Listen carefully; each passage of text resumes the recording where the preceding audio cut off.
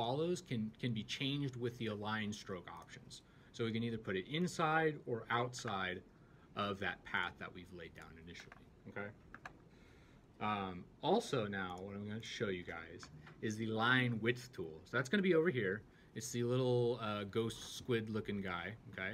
So if we click on him, we can throw down an anchor point. And you see it gives us these handlebars that we can adjust, okay? So we can make it thinner or thicker in individual places. From there, we can also drag those points. So you see that it kind of changes the weight of where that's going to take place, okay? So now we've kind of moved on from what would traditionally be, we would know as like a line, right? So we can make this an object that we can edit. Because right now, if I take the eraser and I try to do something with it, we can't, okay? Essentially what's happening is there's like a formula in Illustrator, and that's telling us that this is a line, it can't be modified, but if we break through it, then it'll affect the formula essentially, okay? But how we can make this a line is if we go up here to Object, okay, and we go to Line Object? Yes, Expand Appearance, okay? It's either Expand or Expand Appearance. Both of those options essentially do the same thing. And you can see now it's given us all these handy anchor points around the entire thing, okay? So if we click on them and we drag them, we can start to manipulate the outer edges of it, the circumference, okay? And if we go back to the eraser, okay, now we can start to almost draw inside of it, okay? Okay.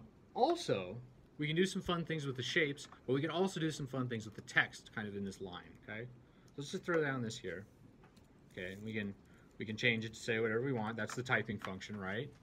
We can move it with the selection tool, okay? Very handy, very handy.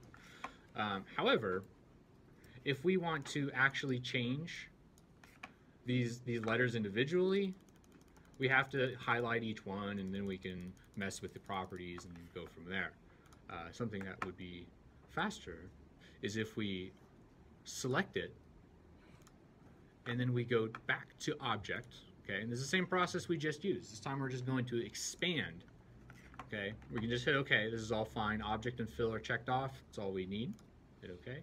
And oh, there we go. We got those anchor points back. We can just click them, and we can stretch them out, okay? So we can do this with all the letters.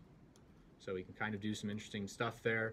It's being treated like a shape, okay? We can also go back in with the eraser because it's a shape. And whoop, wrong one. See, there we go. Also, currently this is just one big shape, okay? So if we try to move it, it's gonna, whoop, get out of there. If we try to move it, it's gonna be just one big shape, okay?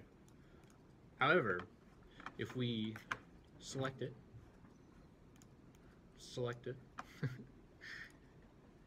and right-click, we go to Ungroup,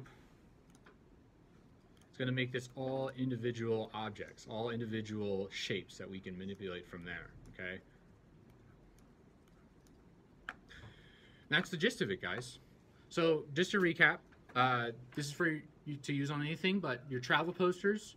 Nice way to put some finishing touches on, change up some elements, okay? That's all going to be due on Friday. More resources are available for you guys on the class website, which is over here, okay? You can see all the stuff I just kind of went through. It's at your disposal. And that's it for me, guys. Thank you. Appreciate it. I'm done. Yeah? Yeah?